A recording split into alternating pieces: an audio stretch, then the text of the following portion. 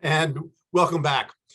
Here's a chilling statistic. The Drug Enforcement Administration claims that in 2022, it seized more than 379 million doses of the synthetic drug fentanyl.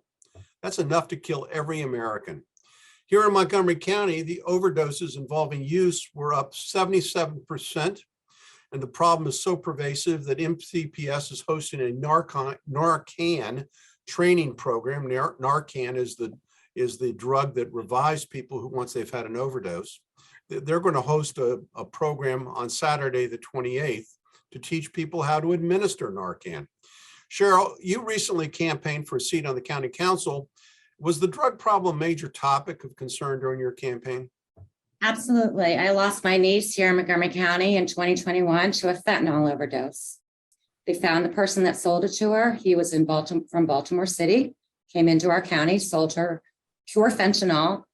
The detectives wanted to charge him with murder because of the county council's policies. They couldn't even inform Baltimore City Police of his name.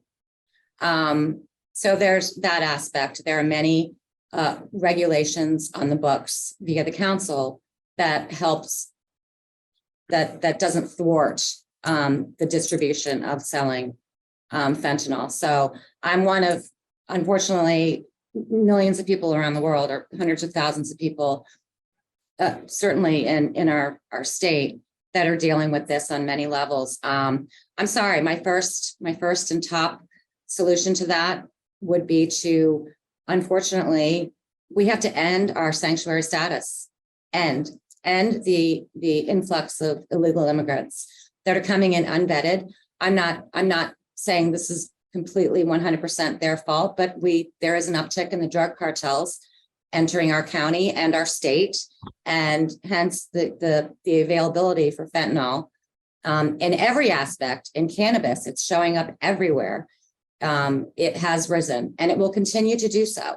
So while I applaud the school systems teaching children about Narcan and ways to deal with potential overdoses, we need to nip this in the bud. To me, this is a crisis. This is a crisis like the pandemic, if you ask me. So it needs to be dealt with very stern and strict enforcement, and that includes the state and county levels. And I think we can get a grip on this, but unfortunately, we need to close our borders here in Montgomery County. People think that we're not a border town, but we all are. Everyone in the nation is actually a border town as people are being bussed in. Cheryl, thank you. And again, I'm very sorry for your loss. I'm sure this hits you in a very personal way, but it also impacts all the Montgomery County families in a personal way. There were 3 overdoses of teenagers just this past 2 weeks in Montgomery County from fentanyl. So it is a rising and pervasive problem. And Mike, as a former council member, you've got a unique perspective on this. Well, and it's a real, it's a frightening issue, because if you look at the statistics, drug use is especially among teens, is not increased. And so what's happening is you're seeing the drugs that are being sold are being laced with fentanyl, and so, or they're being made more attractive. You've got the different rainbow drugs that are out there, and so they're being made attractive, and kids just don't understand what's happening, and that fentanyl is making its way into so many different products. And so you have so many different issues to address that I think we've got to focus on. So one, we know coming out of pandemic that mental health in students is an issue that needs to be front and center. And so we've got to make sure that we're getting them the support that they need to make sure that they are working through the various issues in all aspects of their life, and so that we're not seeing their turn to drug use. Obviously, opioids continues to be a challenge, and so we see that, and we've got to be able to make sure we're continuing to be vigilant on that. And then we've got to do an educational piece to make sure that students understand that the deadly nature of fentanyl, and that fentanyl is in everything. And the fentanyl is being laced into everything, and so little fentanyl can kill you. And so you think you're taking this, and you think you're taking a drug for ADHD, and that's what somebody has told you that you're taking, and that from a drug use perspective, and that's laced with fentanyl. And so now all of a sudden you're in a position you never even anticipated being. And so we've got so many different pieces that have to dovetail with each other for us to move forward. And we have a school system with 160,000+ students. And so we've got to be on this yesterday. Well, but here's the shocking thing for families. I mean, as you mentioned, the drug is being introduced into all various forms of pills, and whether it's Adderall, whether it's Ritalin, people are taking things and not knowing about it. What is the best thing that parents can do to address this? Because it can't just be the school system. So Cheryl, how can parents and others address this with their youth? And frankly, it's not just a youth problem.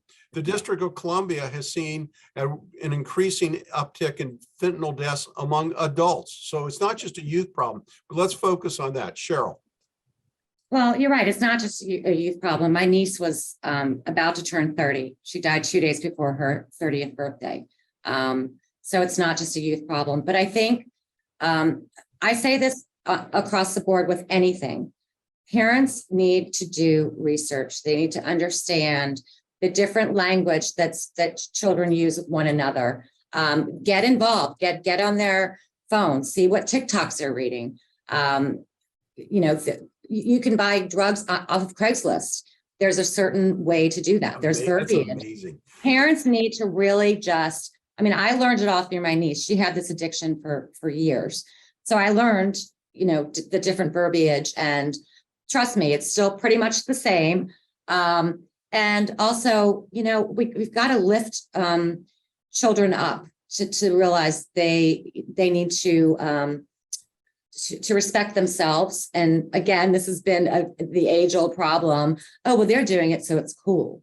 Or I'm invincible. Children feel invincible. I look to parents and anybody that has an influence over children to be aware of what they may not be. The adults in the room may not be aware of certain topics. So if your kid's on TikTok and you think they're looking at a cartoon, no, they could be learning about where to buy fentanyl or where to find it, literally. Thank you. And again, your personal experience is very tragic, and appreciate your sharing that with us. I also want to applaud the county government for making this a point of concern, as well as the media for talking about this. It's not just a far off problem. It's really in our back door.